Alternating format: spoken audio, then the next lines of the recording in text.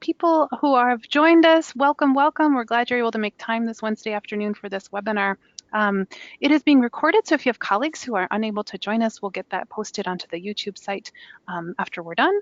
And I have muted everybody just to decrease background noise. We have over 20 people already, and no doubt more will join. So we'll just keep background noise to a minimum by having everyone muted. But if there's something you really do want to chime in and say, feel free, please, to raise your hand. There's a little icon for that, or to use the chat box and chat to us directly, and I will unmute you.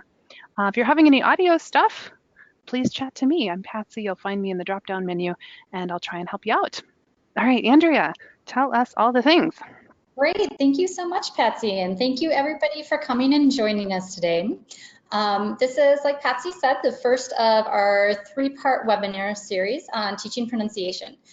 So just to give a little background for myself, while I think people are still going to be joining us, I have been working with adult ESL learners for the past 15 years.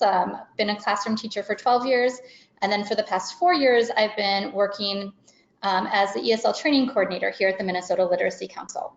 So I do a lot of work with training volunteers and training teachers. And one of the areas I do a lot of training on and that I have a lot of personal interest in is on pronunciation. And this developed because I had a beginning level class that I worked with for a long time. I had a beginning level class that I worked with for a long time, who one day one student was telling me, teacher, I speak English and nobody understands me. And I realized I hadn't been doing any work on pronunciation and that I was actually doing a huge disservice to my learners with not teaching pronunciation. Up until then, I had thought, oh, the pronunciation, we'll work with that later. We'll figure that out after they have more language and can speak easier. Then we'll work on pronunciation. But I realized how much people needed pronunciation, and they needed it from the very start. So after that, I started spending a lot of time trying to figure out what are the best ways to teach pronunciation. So I'm going to go ahead and turn off my webcam, and we're going to get into the bulk of our training today. All right, there we go. So today we're going to be talking about voice quality settings. And if you don't know what voice quality settings is, don't worry about it because we're going to be unpacking that together. But just to get us started, going over the pronunciation webinar series, today, like I said, November 6th, we're talking about voice quality settings. This is our first webinar. Then on Wednesday, February 26th in 2020, can you believe it's already almost 2020, we will be talking about word stress and how to integrate that into our teaching. Then on Wednesday, May 13th in 2020 from 2 to 3, we are going to be talking about intonation. So, as you'll see, we're going to kind of be starting from the bottom and building our way up. So we're beginning with voice quality settings, which is really kind of setting the very beginning, getting people prepared to be able to do a lot of pronunciation work. Word stress is going to be going a little bit more in depth, going deeper, and then intonation will be the most challenging thing that we'll be working on in May. All of these different areas, pronunciation features, were selected because they do have a major impact on the intelligibility of learners. And on the intelligibility of learners no matter what their language background. So it doesn't matter what first language your learners speak. Knowing about these voice quality settings, word stress, and intonation is really going to impact their pronunciation, and it's going to impact the way that people communicate with them. So just to look at our objectives for today. So we're hoping that you'll get a chance to connect with other adult ESL teachers who are interested in teaching pronunciation. We're going to establish guiding principles for pronunciation instruction. We will understand what voice quality settings are and how they impact pronunciation. And then we'll develop a plan for integrating voice quality settings instruction into classroom instruction. So again, this is all about voice quality settings. We're going to be watching a number of videos, unpacking them a little bit, and then giving you a chance to share ideas for how you can be using this in your in your classrooms, thinking about the needs and the level of your learners. All right, so I'd like to begin with kind of a why are we here? Why are we spending time working on getting our learners more comfortable with pronunciation? So like I said, I had my own personal moment, aha moment of, wow, this is something I really need to be integrating into my instruction. But I want to talk a little bit about how the research really backs this up. So Cels Murcia and her co-authors who wrote kind of the fundamental textbook on teaching pronunciation in 2010 wrote, there's a threshold level that non-native speakers of English have to obtain, and that if their pronunciation abilities stay below this level, they will have verbal communication problems, no matter how much grammar and vocabulary they master. So somebody might have all the words, and they might be able to use grammar perfectly, but if they're not able to say the language in a way that people who are native English speakers are able to understand, they're going to struggle to communicate. And of course, this isn't all on our learners. We should also be thinking about what are ways that we can help native English speakers be more compassionate and understanding and patient with talking to people who are non-native English speakers. But you know, there's definitely some tools that we can be teaching people and that we can be integrating into instruction. And so that we don't need to, so that they can then choose whether or not they want to use it. For me, what I really think about is the fact that if I don't teach pronunciation in my class, I'm making the decision for my learners whether or not they're going to be able to use those pronunciation techniques. So again, this is why I just really encourage people to be thinking about how can I be integrating more pronunciation instruction. And then what we're going to be looking at today and in our upcoming webinars are going to be appropriate for all levels. But thinking about the fact that for many lower level learners, the classroom is going to be their only source for developing their second language and may also be the only place they feel safe enough to practice speaking their new language out loud. And this is what the research says about low level learners, but I think we can all agree that that can be true for learners of any level. That it's really hard and it can be really scary to use your language outside of class. And so it's very important to get that speaking and pronunciation instruction and backup in the classroom so that you can start to develop comfort and be able to use them outside of the class. So I'm going to spend a little time just getting us all on the same page with some guiding principles for when it comes to teaching pronunciation instruction. And so this is backed by research, and of course I will be very happy if people want to email me. I'm very happy to share all of my resources if you would like to dig in and do some additional work and reading on pronunciation instruction. But let's go over these guiding principles. So first we have take a systematic approach to pronunciation. Allow students to advance through each developmental stage before moving on to the next. And what I don't mean is we should teach this pronunciation feature first, and then this pronunciation feature second, and this pronunciation feature third. What we mean is that just like when we're introducing any new skill or any new topic in a class, you know, first we need to begin by making students have an awareness of what is it? How does it work in the language? Why is it important to use? Then we move through having people be able to recognize it, hear it. Then we move into production, either speaking or writing. And then we'll move into that more free form, using the language more in a more communicative setting.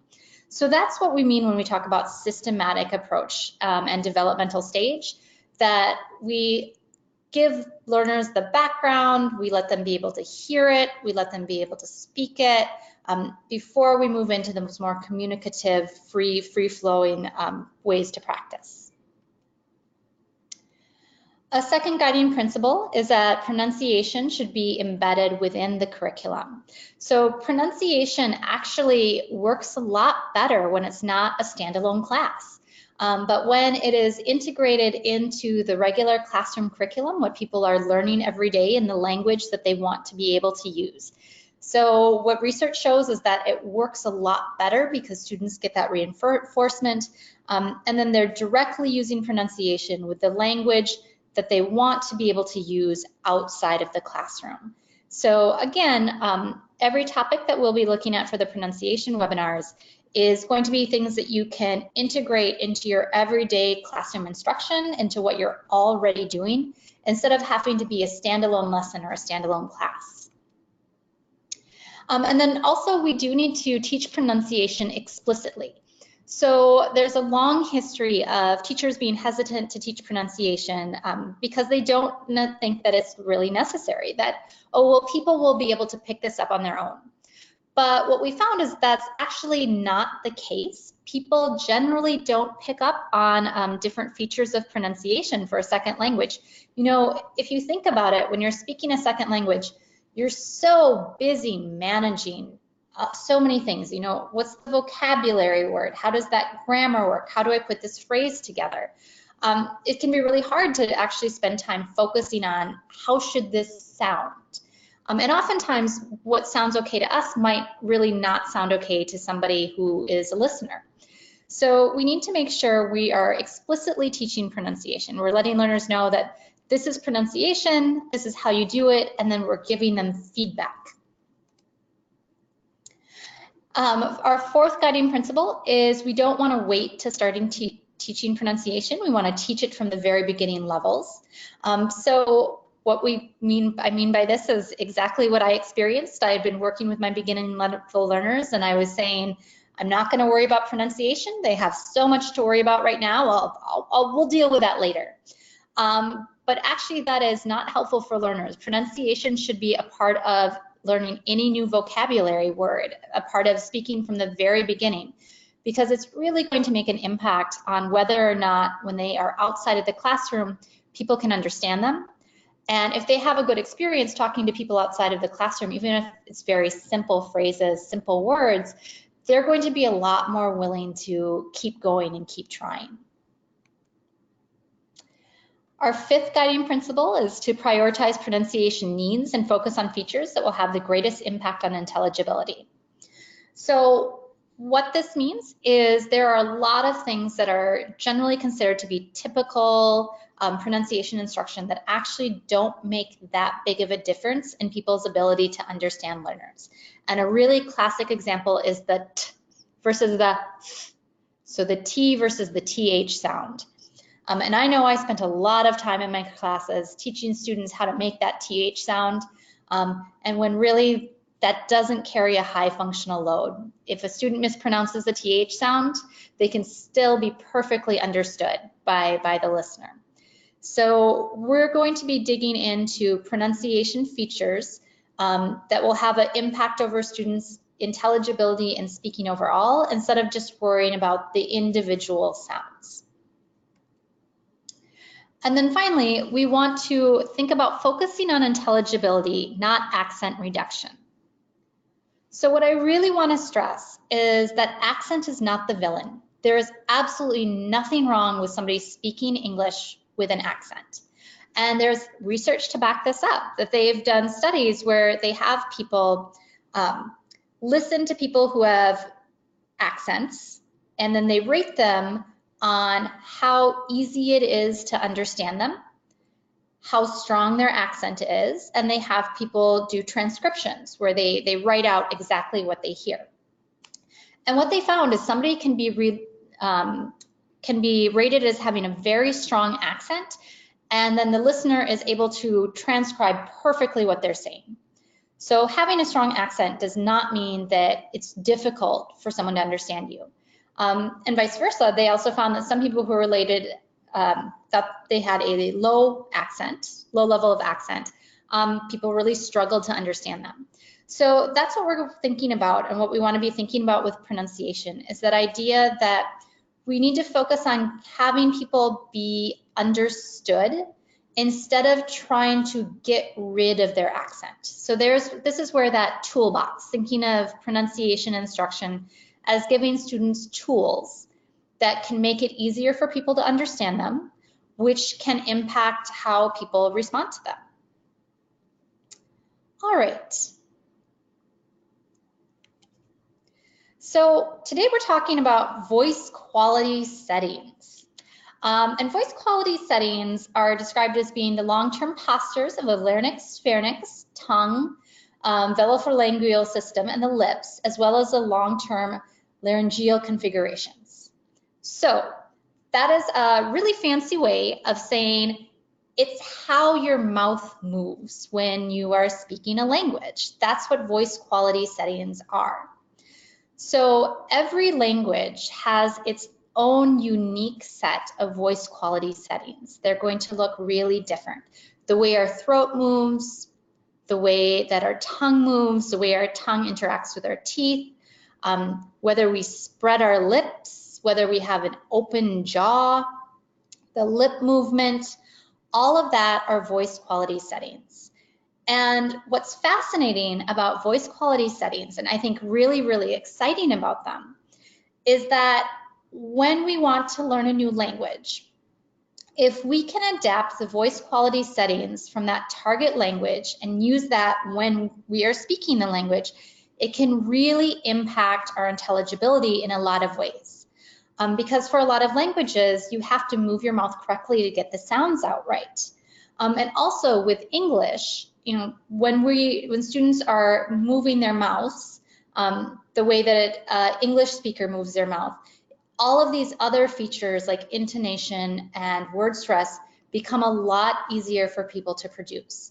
So this is why we're starting with voice quality settings, because it's really foundation and can make a very big difference for students in all of their pronunciation.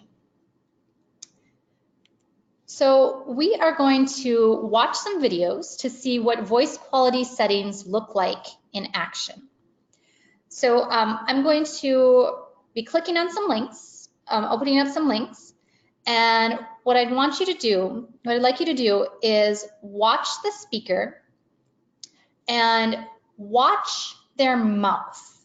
What do you see their mouth doing? So we're going to watch the first video, and then in the chat box, if people can just type in, what do you see happening? What do you see the speaker's mouths doing? Ooh.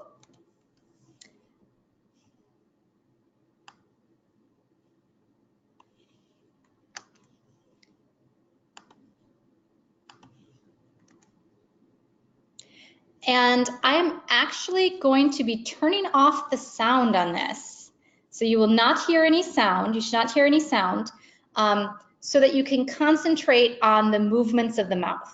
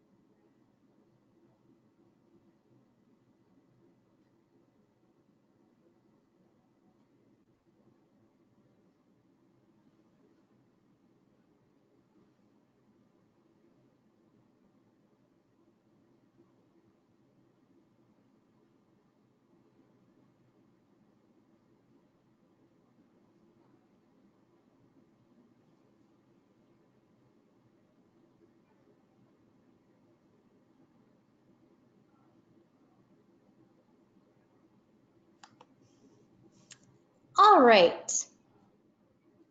So let's go to the chat box. And if people could share, and I'll read out loud what I see people putting in. So I see pursing lips together,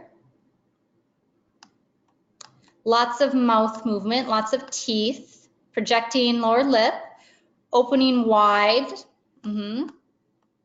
So words can escape, wider mouth, loose jaw, tongue. Good. So we can see her tongue. Anything else that people noticed?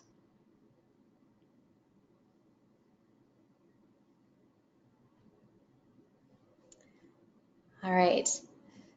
So I think we got all the big ones. Yeah. So this woman, Angela Lee Duckworth, she is speaking English, and she is using all of the voice quality settings of English. And so that is that open jaw. A lot of the sounds are produced in the front of the mouth, which is why we see the teeth, we see the tongue, and there's lots of lips movement. So we go from a full kind of spread back lips to the jaw being very open, lips being, pushed together and kind of pursed together. So lots and lots of mouth movement when people are speaking English. So what we just saw are English voice quality settings, and in particular, American English voice quality settings. And one thing I'd like you to notice when you're talking, the next time you're talking, and everyone's muted, so you could go ahead and try this right now. When you're talking, you probably won't ever really touch your teeth together all the way. That your teeth might get really close, but in English we have that open jaw, which means the teeth are always apart. And that's really a big feature of English. And then again, also the active lips and the producing the sounds at the front of the tongue. All right, so we just saw what American English voice quality settings look like. Now, we're going to take a look at some different voice quality settings. All right. So bear with me for 1 second. Now we're going to watch a Hmong speaker. So again, I've got the sound off. Please just concentrate on watching the speaker's mouth. And then when we're done, type in what you see.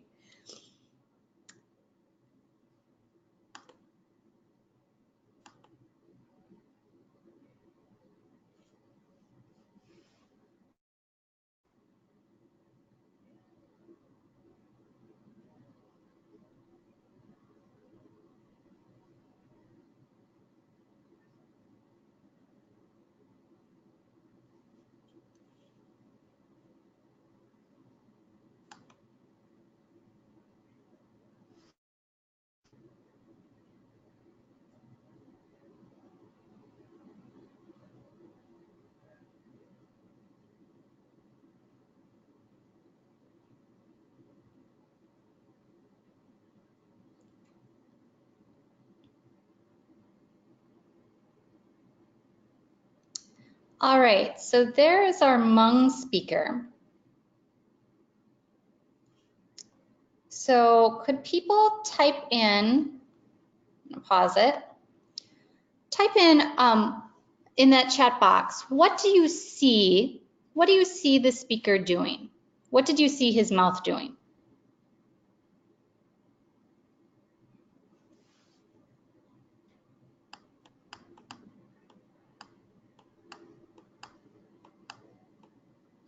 Can't see his teeth as much, smaller mouth movement. Mouth doesn't open as widely, limited mouth movement. Yeah, no tongue, relaxed cheeks, limited mouth and lip movement. Teeth are very close together. The mouth is kept tight, less smiling. Yeah, not open very far, you can't see the tongue. Great, yes, exactly. So with our Hmong speaker, it does look pretty different than English. The lips tend to be a lot less mobile. The tongue is further back because a lot more sounds are produced further back in the throat. The tongue doesn't need to interact as much with the teeth.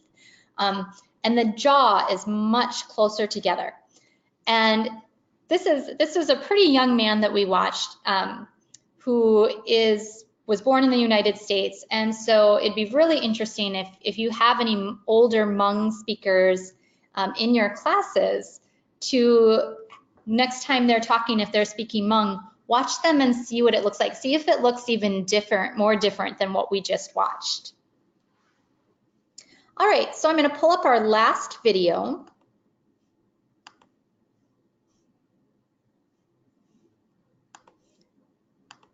So the last video we're going to watch, we are going to watch a Somali speaker.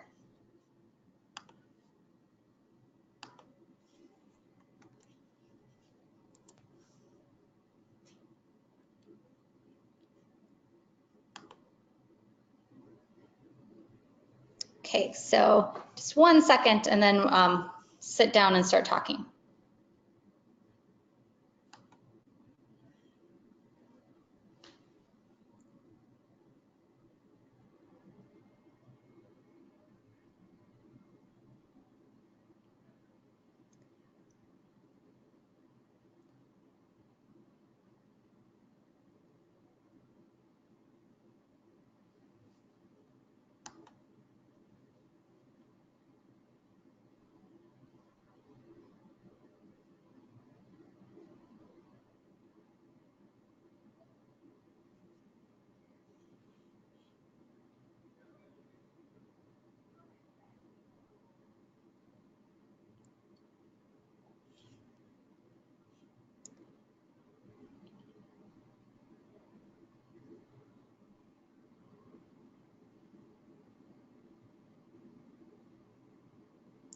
All right, so I'm going to go ahead and pause this here.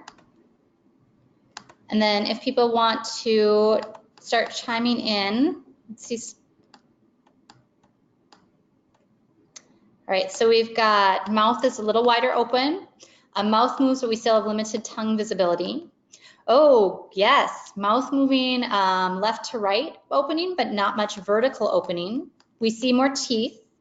The jaw is more involved. There's more lip movement. The teeth are closer together, though, than we saw with the English speaker, yeah.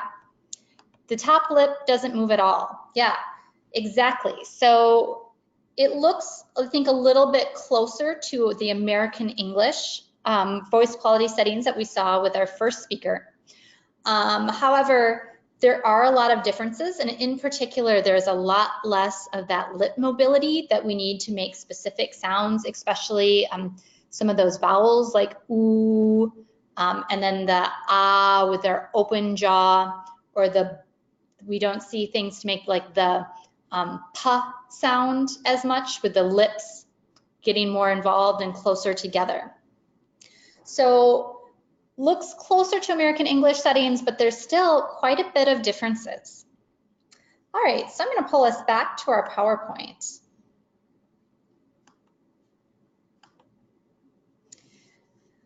So now we've had a chance to see what voice quality settings look like in action. So I'll say this is one of my favorite things to teach when it comes to pronunciation, because there isn't really a wrong way to do voice quality settings. So the idea being that for any language, there's unique voice quality settings. So sometimes it can be, for students, almost like taking on another role when you try to change your mouth to imitate voice quality settings. And if we want to speak in another language, as native English speakers or as native speakers as another language, if we want to try to speak the language of our students, it's actually very beneficial for us to use voice quality settings of that language, to watch the mouth and then to imitate it. So when I was teaching students and we were working on voice quality settings, my students coined the phrase American mouth. So we would talk a lot while we were doing this work, pronunciation work, about using your American mouth. So we're going to now think about how can we explain voice quality settings to English learners? How can we explain what they are and let students know the importance of them? So again, I'm going to play a video and I'm going to try launching it from our materials, and this one should have sound. So if you are having problems hearing this, if it's not hearing, I will share the link is in the materials. So if you click on that materials panel, we are going to be watching the VQS classroom video. So if you're having problems, if you're not able to see, if you're not able to hear the video, and this is our emergency backup if things go wrong, what I'm going to ask you to do is to click on that link and watch it yourself on your own computer. And we're going to stop at 9:51. So we're going to watch about 10 minutes of the video. We're going to stop at 9:51 and then come back together to unpack what we saw and talk about it a little bit more. All right, so I'm going to launch the voice quality settings classroom video.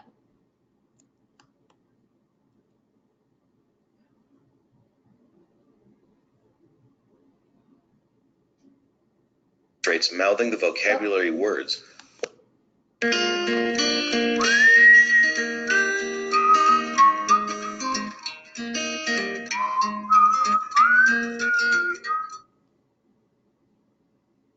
This pronunciation lesson focuses on voice quality settings. Voice quality settings are the long-term positions and movement of the parts of the body that produce and form speech, including the tongue, jaw, lips, and larynx. Each language has its own unique set of voice quality settings. When English language learners speak English but use the voice quality settings of their native language, it can impede intelligibility. If English learners can be taught the features of English that characterize its voice quality settings, their pronunciation of the sounds and features of English will improve. The first part of this lesson introduces learners to the idea of voice quality settings and builds their awareness of the difference between the settings of their native language and English. The mirroring and lip reading activities that will be shown in this video can be easily incorporated into lessons anytime a class is working on new vocabulary words.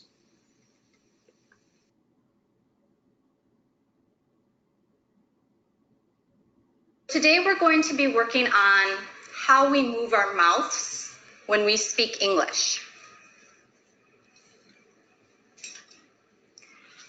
Can everybody see the video? Yes. So we're going to watch the video, but the video has no sound. So don't worry about listening. You're just going to watch the video, and you're going to watch the woman's mouth, okay? So watch her mouth. What does her mouth do when she is speaking? Are you ready?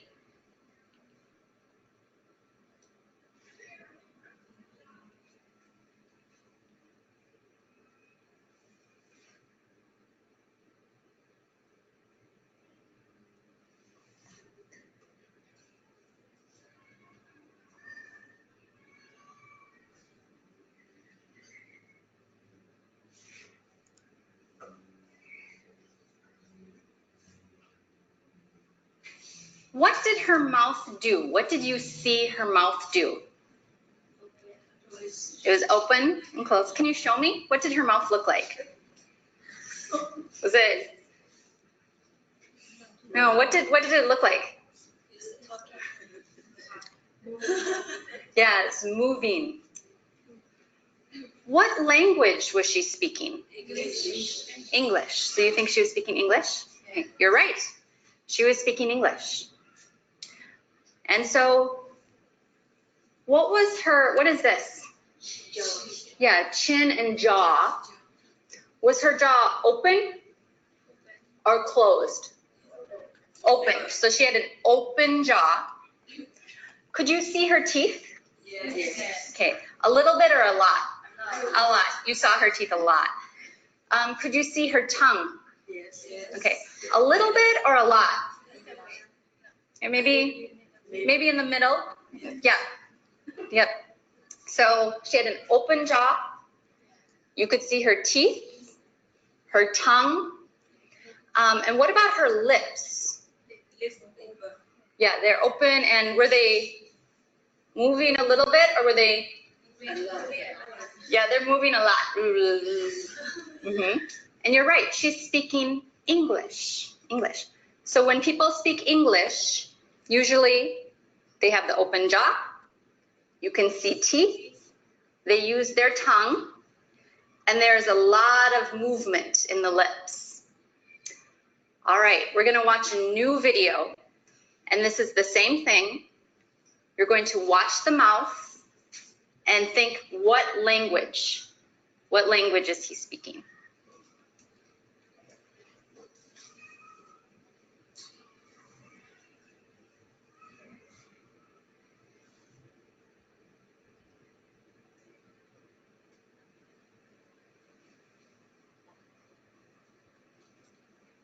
What did his mouth do?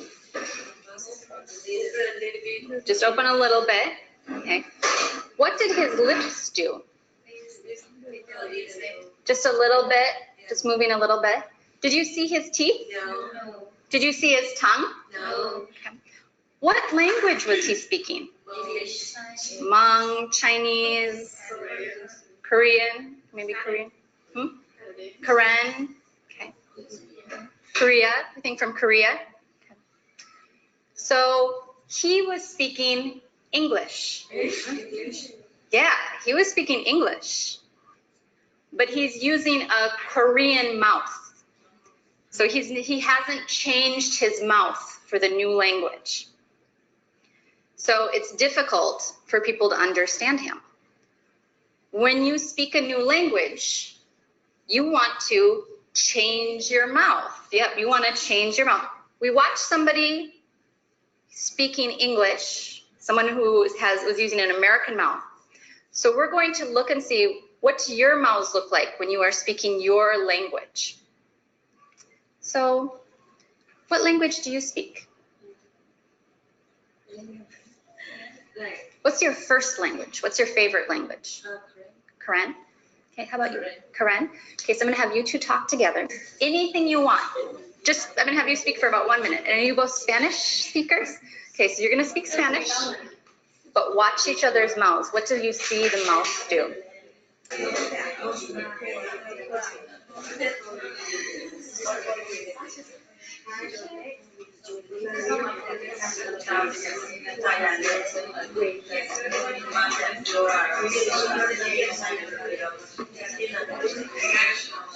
All right, so now you got a chance to watch what the mouths look like. So let's start with the people who are speaking Spanish, ladies that were speaking Spanish. So when you're speaking Spanish, what does your mouth do? What did you see? It's a little open. Mm-hmm. So is your jaw a little open? A little open. Mm-hmm. The teeth is a little. Okay, so you can see a little teeth. Could you see the tongue? It's It's more fun. Just a little bit? Yeah. Quickly? Okay. And how about the lips? Were the lips moving? moving. Okay, quickly. So lots of lip movement. Okay, good. Thank you. All right. So then we had people who were speaking Oromo. So, and people who were watching Oromo. If you were watching someone who was speaking Oromo, what did you see? Was the mouth open or closed for Oromo? A little bit? Okay. Was the mouth open or closed for Oromo? Like a little bit? A little bit? Yes. Open a lot? No. A little? Yeah. Like this? Okay. So for Oromo, how about the lips? Were they moving? Yes. Moving? Were her lips moving? A lot or a little bit? A little bit. So a little bit of lips. Could you see teeth? Did you see her teeth? Yes. A little bit. Did you see teeth? Oromo teeth? Yes. Okay. Did you see tongue? No. No. Do you see her tongue? So no, you did not see the tongue for Oromo. Okay, and then I think everybody else was speaking Karen. Karen. So for Karen, is the jaw open? Yes, open. A lot or a little? So in the middle? Were the lips moving? Yes. A lot, like Yeah, middle. in the middle? Like that? Yeah, can you show me for Karen? That top just not like it is. Not like that. Yeah. Okay. And could you see teeth? Yes. A lot of teeth. A lot of teeth. Could you see the tongue? Yes. A little bit of the tongue. Okay. So every language has different movements. Every language has different movements. When you are speaking English, if you can change your mouth, if you can make your mouth move differently, if you can make your mouth move like an American, it's easier to make the sounds and it's easier for people to understand you. So that's what we're going to practice today. Today we're going to practice using an American mouth when you are speaking English. In this next part of the lesson, the learners will. All right.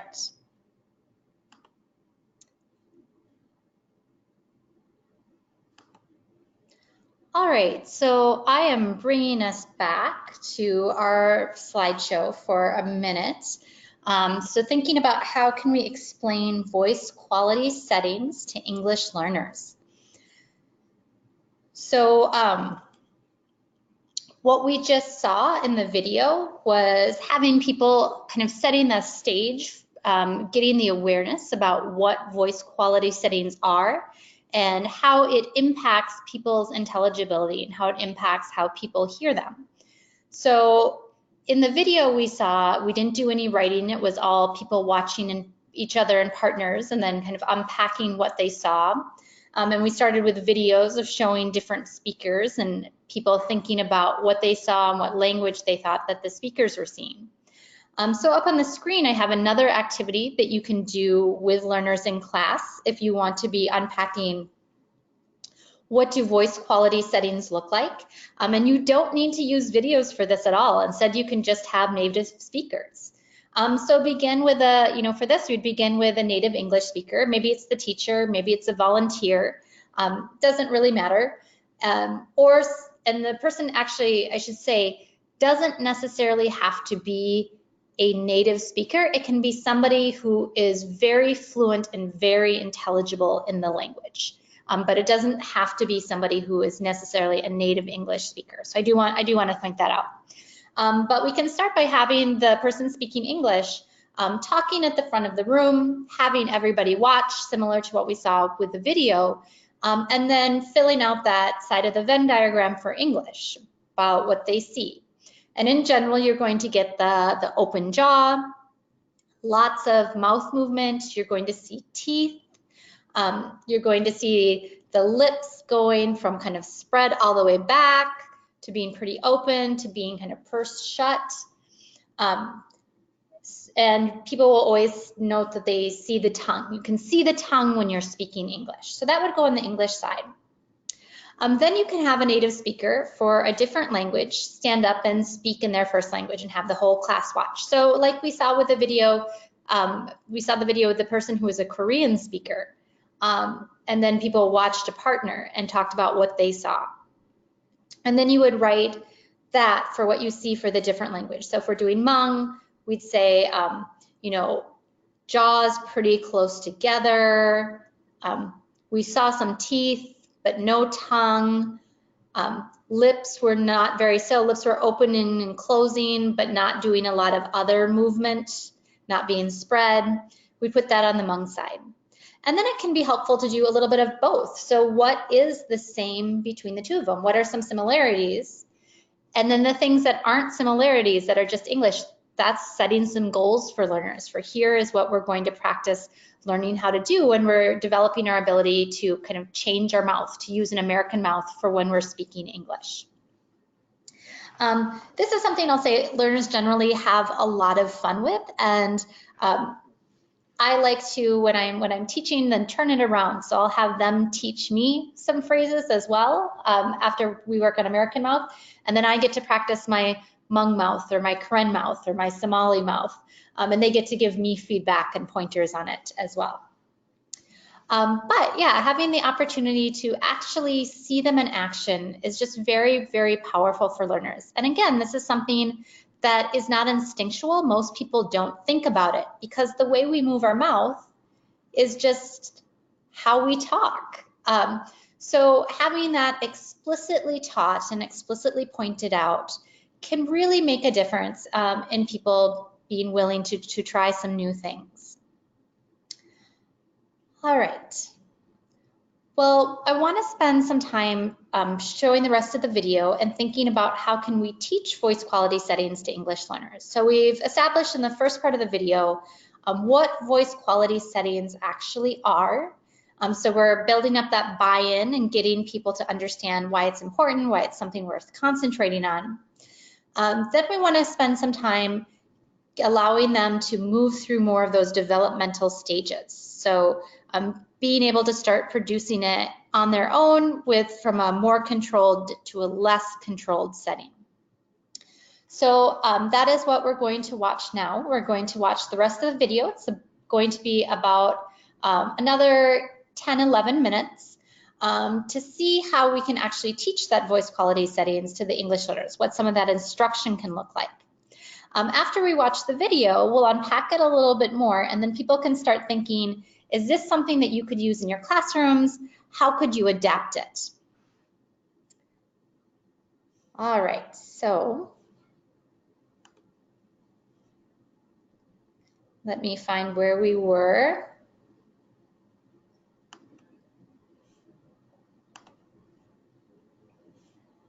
Practice today. Today we're going to practice using an American mouth when you are speaking English. In this next part of the lesson, the learners watch Andrea's mouth as she reads through a list of their weekly vocabulary words. The learners then imitate her mouth movements while looking at their own mouths in mirrors.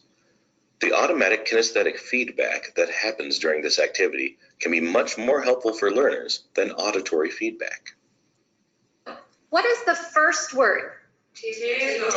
Table. Table. Okay, look at my mouth. Table. Table. Table. Table. Okay, now look in your mirror. Table. Table. Table. So you want your mouth to try to look the same as my mouth. One more time. Table. What's the second word? Spring. What is it? Aspirin. Aspirin. Aspirin. Okay, look at my mouth. Aspirin.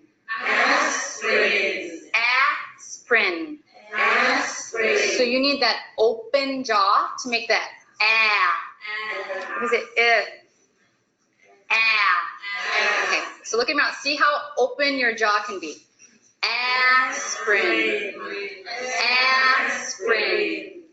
Aspirin. Aspirin. Calendar. Calendar. Calendar. Calendar.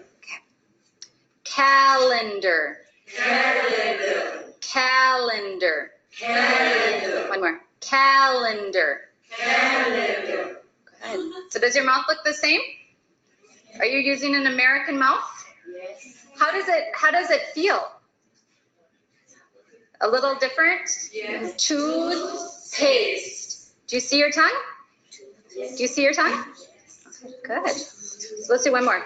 Toothpaste. Toothpaste. Good. What's the next word? Computer. Okay, so for this you have to move your lips. You have to move your lips a lot. Computer. Computer. It's like you're gonna kiss. Computer. Computer. Watch. Watch. Watch. Watch. Watch.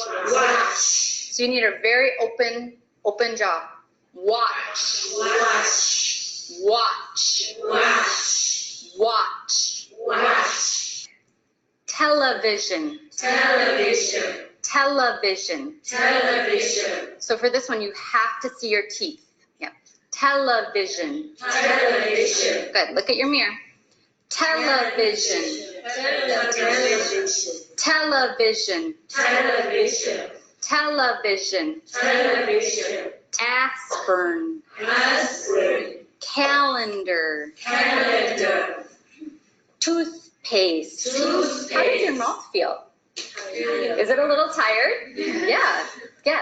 That's good. That's because you're exercising. You're exercising your jaw. This is really good exercise for your jaw. During this part of the lesson, Andrea begins to prepare the learners for the final lip reading activity. First, she demonstrates mouthing the vocabulary words while the learners read her lips. Then, the learners practice using their American mouths as they watch themselves mouthing the words in their mirrors. While the learners independently practice mouthing the vocabulary words, Andrea floats around the room, checking the learners' voice quality settings and giving individual feedback as needed. Now, look at my mouth, and I want you to read my mouth. What do you see? Toothpaste. Good. Toothpaste. Table. Computer. Watch. Calendar. Table. Good. So when you are speaking English, you want people to be able to read your mouth, to read your lips. So if you are moving your mouth, if you're using your American mouth, people can watch your mouth and they can understand you better. So with your mirror, just practice moving your mouth.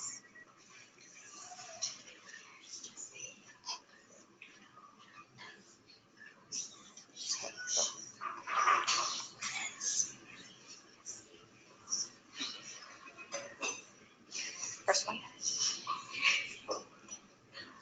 Yeah, and really big. So we need to.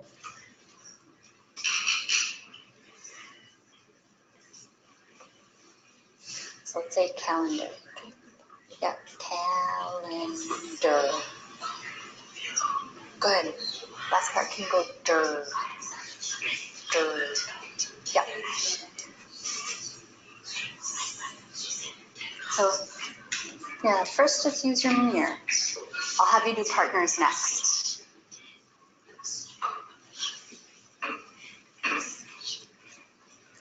Can you do the first one? So can you try moving your lips a little more? Let's do computer. So look at me.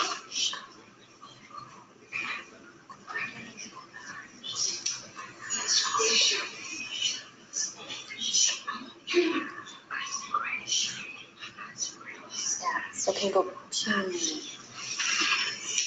pew. Like you're gonna pew there. Computer. Perfect. In the final activity of the lesson, the learners take turns reading their partner's mouth movements while standing and facing each other in two lines.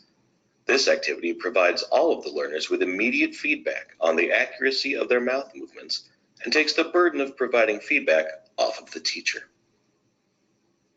So you got to practice by yourself. Now you're going to get a chance to have somebody watch you and see if they can understand what you said. So can everybody stand up together? Together. This side, we are going to move our mouths, but we're not going to talk. So we're just going to move the mouth. This side, you are going to be the readers. So you're going to watch the mouth, and then say what you see. So can everybody watch me? We'll do an example first. Watch my mouth. Tell me what you see. So, watch.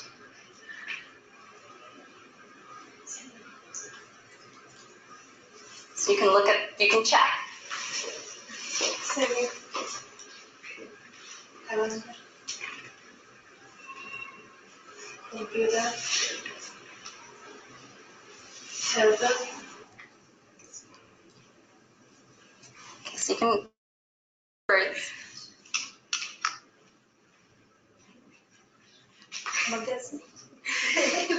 That's okay, because that tells me I need to do it again, and I need to make my mouth bigger. Yeah, so if my partner can't understand, I have to do it bigger so that my partner can see.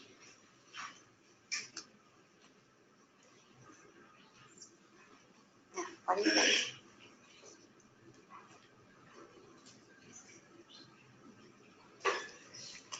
What do other people think? Prescription, yeah, that's the hardest one, prescription. Okay, let's do one more. Perfect, good job. You can check. Expert. Table. Television. Calendar. Television. Prescription. Television.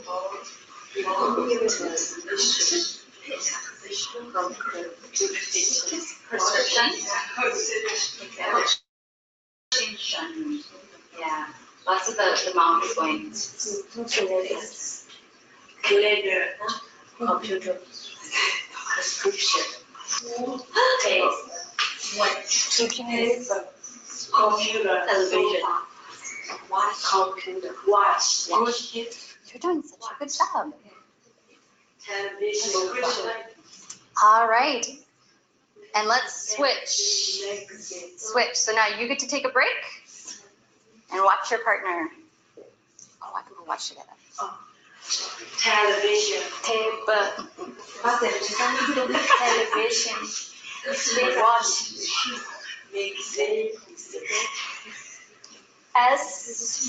Aspirin. Television. Magazine. Watch. Computer. Anytime you're learning a new word or you're practicing speaking your English, try to use an American mouth. You want to try to use an American mouth. So when your teacher Marilyn, is teaching you a new word, watch how her mouth moves. Watch her lips and try to copy her mouth. This is going to make it a lot more clear when you are speaking. And if you are teaching your teacher, or if you are teaching anybody your language, tell them, watch my mouth. Yes, watch my mouth. Move your mouth the same way as my mouth. And then they'll have better pronunciation when they are speaking your language too. So it's just, when you speak a different language, change the way you move your mouth. When you are learning new words, you can watch the mouth and try to move your mouth the same way. And then your pronunciation is going to get a lot easier. It will get a lot more clear.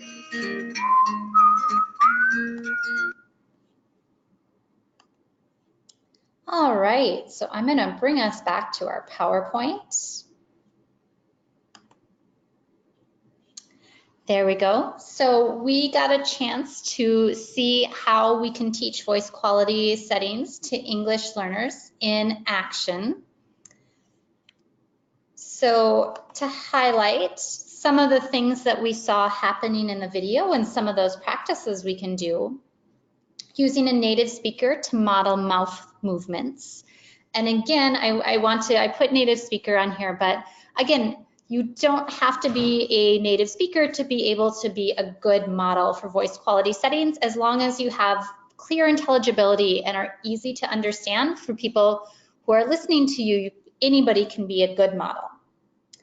Then having learners imitate the movements in mirrors, and this part, the mirrors, is super critical because it's just very hard for people to know, for any of us to know what is happening when we're with our mouth when we're speaking, unless we can immediately see it. We don't really have any idea.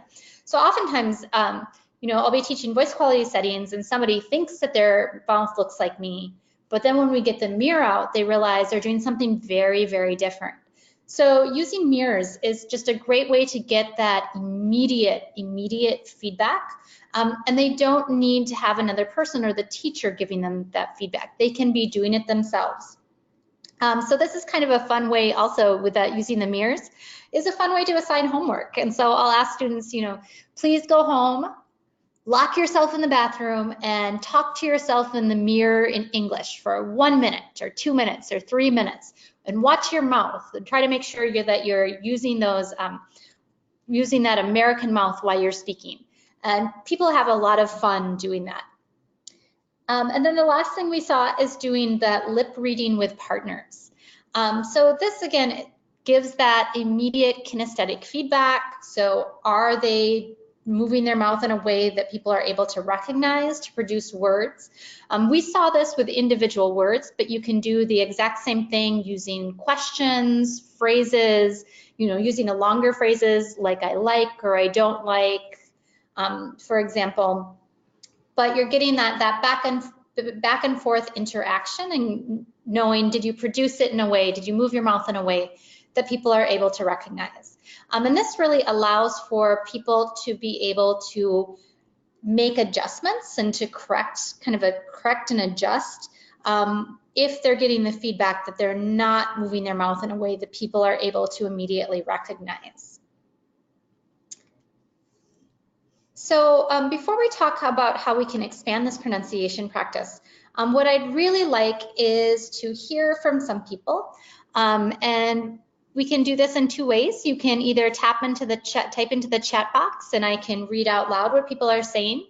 Or we could try unmuting mics and seeing what people have to say. So if this is something that you think you could use, or if you have any ideas for how you could use this in a classroom, I'd love to hear from people right now. So please feel free to type, or Patsy, maybe we can unmute some mics. Absolutely, yeah. Just raise your hand if you're interested in chiming in. Feel free to use the chat box as well.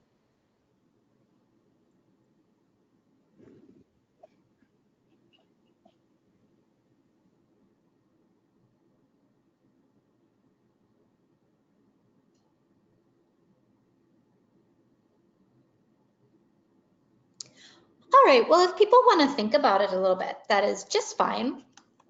What I can do is I'll keep talking and I'll share some more ways that I've used this. And then I'll go back and invite people again to share if they have any thoughts about how they can use this in their own teaching and in their own classes. So we really saw kind of the beginning stages of those developmental stages of awareness, with the first getting people to be aware. Oh, we have somebody. Okay. Hello, great idea and information. I'd love to use it and would love to have a summary of what is typical for an American mouth. Great. Yes. So I'll review it really quickly, and then I can also send out follow-up resources to people if you would want to do some more reading on this.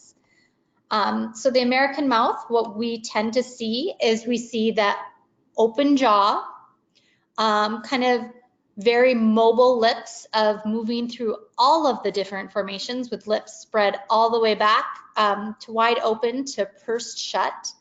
The tongue is in the front of the mouth, and so it's interacting a lot with the teeth and with the lips. And the jaw is opening and closing quite a bit. So it's not just that the jaw is open, it's that it's moving up and down fairly actively while we're speaking about it.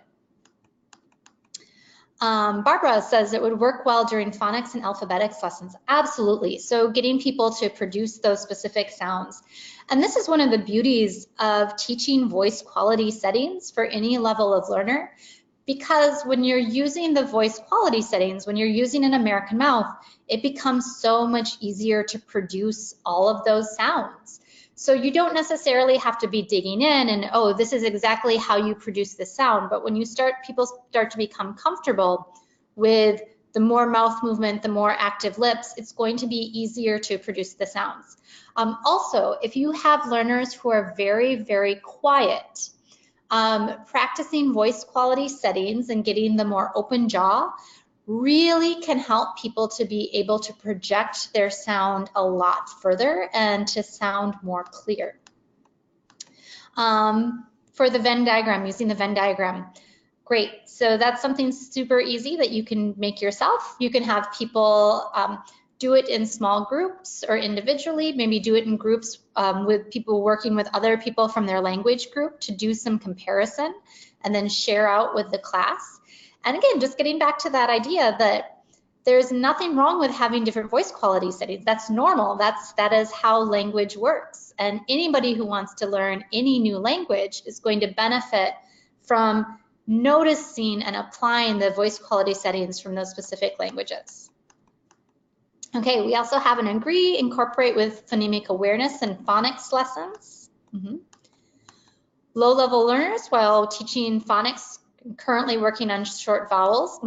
And you can do some fun voice warm-ups and mouth warm-ups with just cycling through the vowels of a, e, o, u.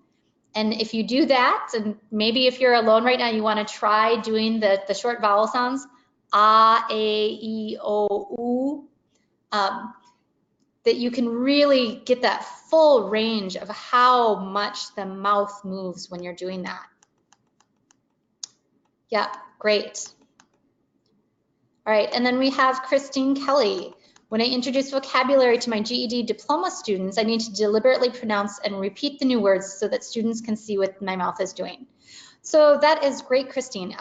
So you can use voice quality settings, just a regular part of any time you're introducing new vocabulary.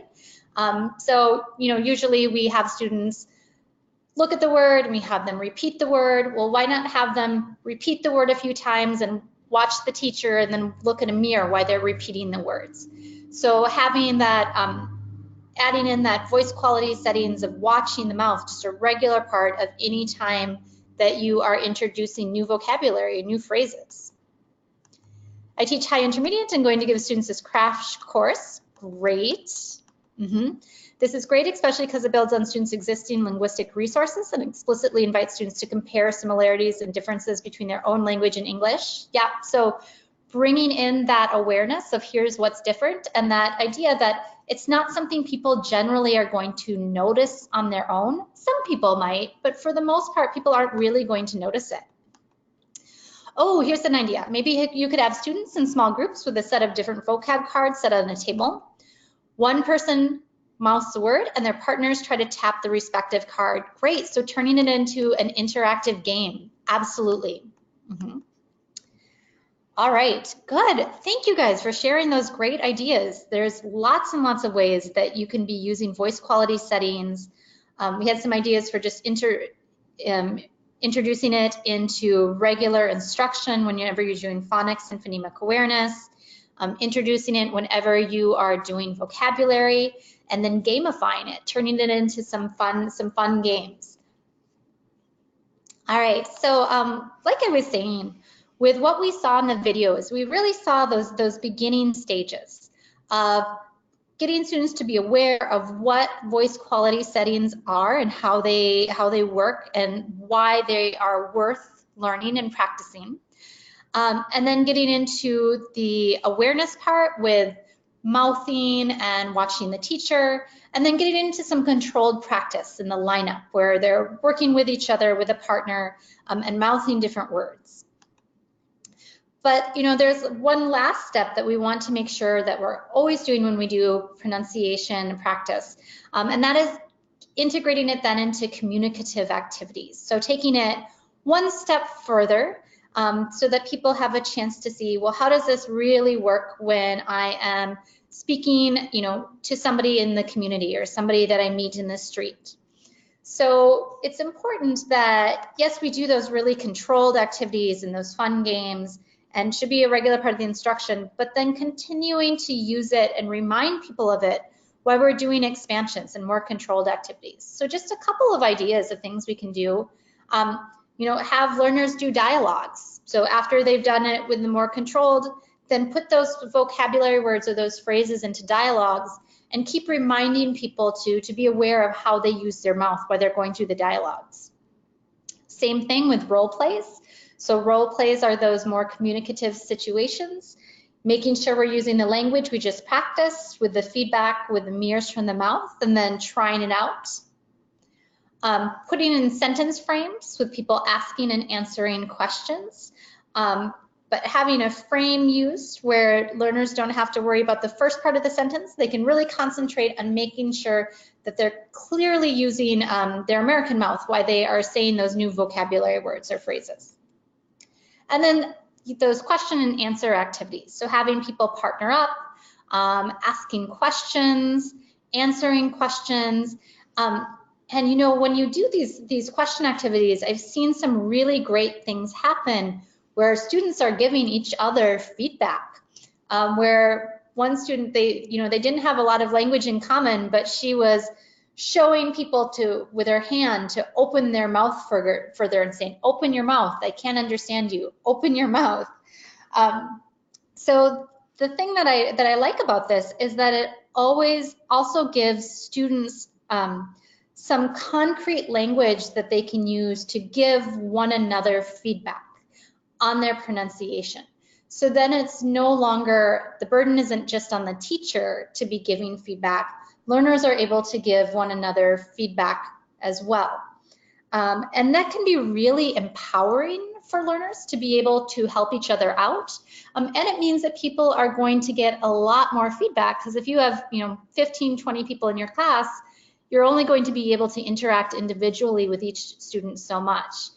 But if we're giving learners explicit instruction and some tools and some language to be able to talk about pronunciation and talk to their classmates about their classmates' pronunciation, they're going to be able to do a lot more of giving each other feedback. Builds community. It's also really empowering to be able to be in the role of being a teacher. All right. So we've already heard a little bit about ways that people could integrate it. Any other thoughts about how you could integrate voice quality practice into daily instruction and weekly routines? If anybody has any other ideas that you'd like to share. I saw one person added, in my intermediate class, we do drills with our English mouths. My students respond very well to anything that involves improving their pronunciation. Great, yeah, and this is something, I'm glad that came up. Something that I've really seen as well with teaching is learners are really hungry for pronunciation because they know when they struggle and they know when people can't understand them, and it's very frustrating.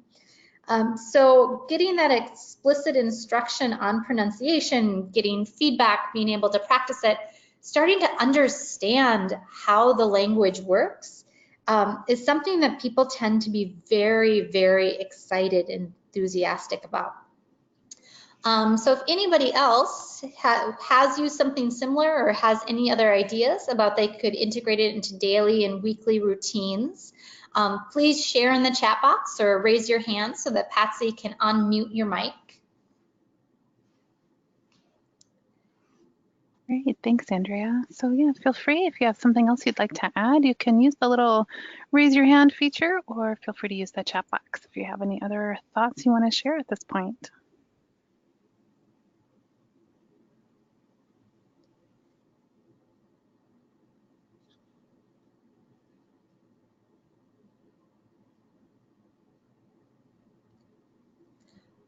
So I'm just going to give a little bit more information about this. One of the things that I have come up as a question is people saying, well, I think my students are going to be really self-conscious about looking at themselves in a mirror and using a mirror and watching their mouths while they're talking. And it definitely can be true at first. When we try anything brand new, it can feel strange, it can feel a little silly. Definitely there tends to be, the first few times we do it, a lot of laughter as people are watching their mouth and trying things out. But when it starts being integrated into, on Monday we do new vocabulary, and so we take out our mirrors and we watch the teacher and we practice using our American mouth, and then we practice mouthing things to each other and we give each other feedback about it. It definitely, I watch the self-consciousness just drops dramatically the more that you do it.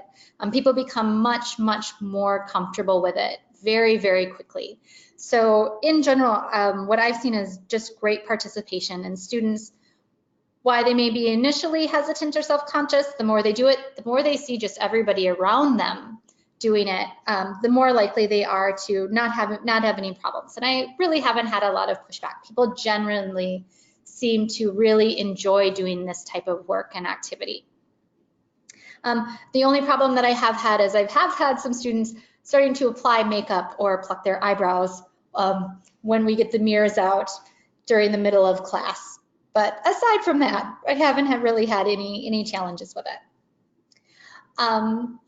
So I'm going to go ahead, keep going. I think this is about bringing us to the end of talking about our voice quality settings. But I have some more announcements, and I will put up my email at the end. So if you would like any links to more articles or information about voice quality settings, I'm going to invite you to please send me an email, and I'd be really happy to share more information with you. All right. So I want to quickly revisit those guiding principles that we talked about at the beginning. So we have the systematic approach to pronunciation. We have pronunciation should be embedded within the curriculum. Teach pronunciation explicitly. Don't wait to start teaching pronunciation, but teach it from the beginning levels. Prioritize needs and focus on features that will have the greatest impact on intelligibility, and focus on intelligibility, not accent reduction.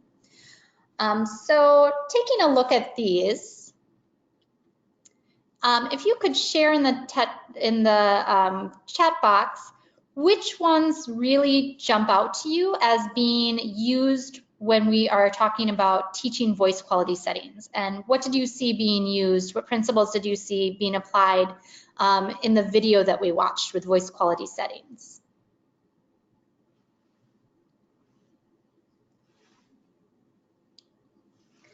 Good. Teach explicitly. Don't wait. Yeah, teach it explicitly.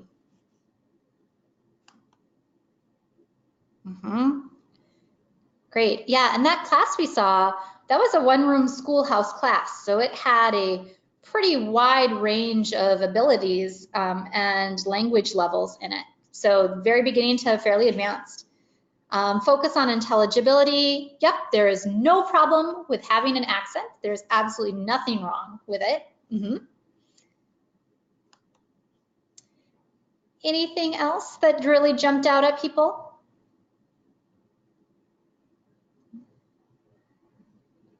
Yeah, focusing on the greatest impact on intelligibility.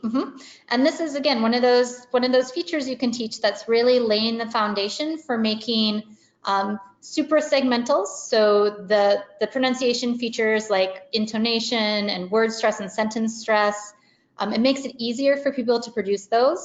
Also makes it easier to produce the individual sounds. So yeah, voice quality settings is really just laying the foundation for strong pronunciation. Great.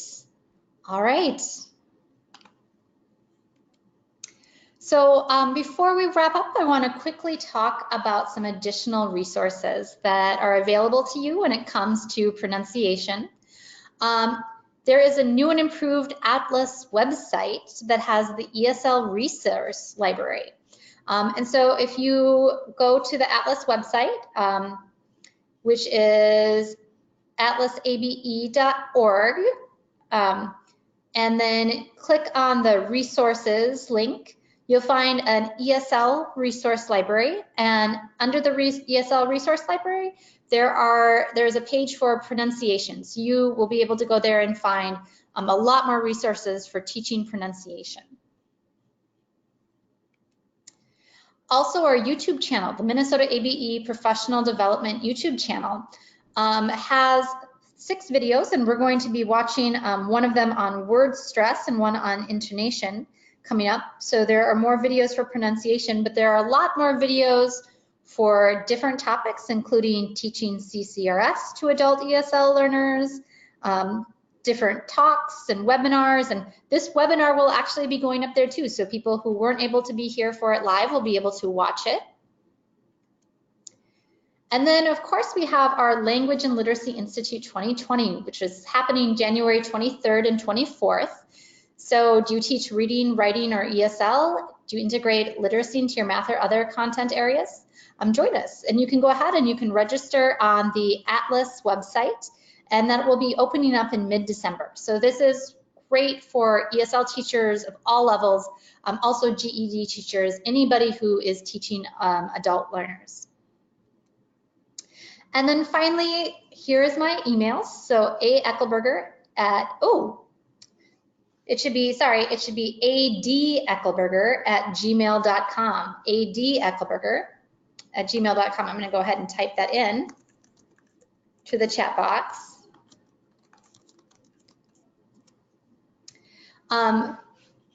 So please feel free to send me any follow-up emails. Please feel free to send me any follow-up emails if you have any specific questions about what we talked about today in our webinar. If you would like more resources about voice quality settings, or if you tried something out and you would like to share how it went, or want some brainstorming on how, and someone to kind of think through how you can integrate this into your regular teaching. I love teaching pronunciation. I'd be super happy to talk with you further. So I don't know, Patsy, if you have anything that you would like to finish up with. I see you're doing some information about language and literacy, so maybe you want to share a little bit more about that. I sure can, yeah. So if any of you have not been to the Language and Literacy Institute put on by Atlas every January, I believe this is our 5th one. Previously, we used to have an adult ESL institute, and a few years back, we decided to combine all of our reading, writing, and language efforts because there is just so much overlap, and teachers who teach specifically reading or writing can certainly benefit from ESL expertise, and ESL teachers who only teach language can certainly benefit from the language and, from the literacy work others are doing. And what we find is that most people do a little bit of everything. So we're really glad to have this institute that's really working to de-silo the field and bring anyone touching ESL, reading and writing together for a 2-day institute. Something to know this year is that if you are also teaching any math or are thinking about teaching some math, and if you're an ESL teacher thinking of how do I incorporate more numeracy in my lessons, we have a couple of things specifically around that. One will be a full day session on mathematizing ESL, and we're actually having a national speaker come for the Friday session to do that, and then another session Thursday afternoon also on kind of math routines to build language and literacy. So it's really, you will find something that you will find relevant for your teaching if you are able to join us in January. And what better time to drive across Minnesota than January? So if you're coming from far away, please plan to join us. And of course, as always, there are scholarships available to cover your travel expenses. So we'd love to have you. I've noticed many of the names of those in attendance are people who have either been or presented at that institute before. So lots of expertise here on the webinar. I don't believe I have any other additional announcements except to remind you that there will be 2 more pronunciation webinars later in the year. She had maybe pull that slide up again, Andrea, if you don't mind. I believe it was like the second or third one. Just to put those on your radar, they are already on our calendar, so you can go ahead and register for those, and then they're just sitting in your email, and a reminder will pop up as they get closer. So for sure you'll want to, yep, there they are. So February 26th, we'll be focusing on word stress, and these are all with Andrea. And then on May 13th, as the weather turns, we will be focusing on intonation. So all things, and I appreciate how Andrea has chosen topics that work regardless of the proficiency or the language backgrounds of your students. So please plan to join us for those events. I don't believe I have any additional announcements. I'm just going to turn my webcam on briefly just to say thank you so much, and to thank Andrea specifically for all of her hard work putting this webinar together and all that she does for both the Minnesota Literacy Council and for Atlas. She is a valuable resource we have in the field. So thank you, Andrea, for taking the time to do this today.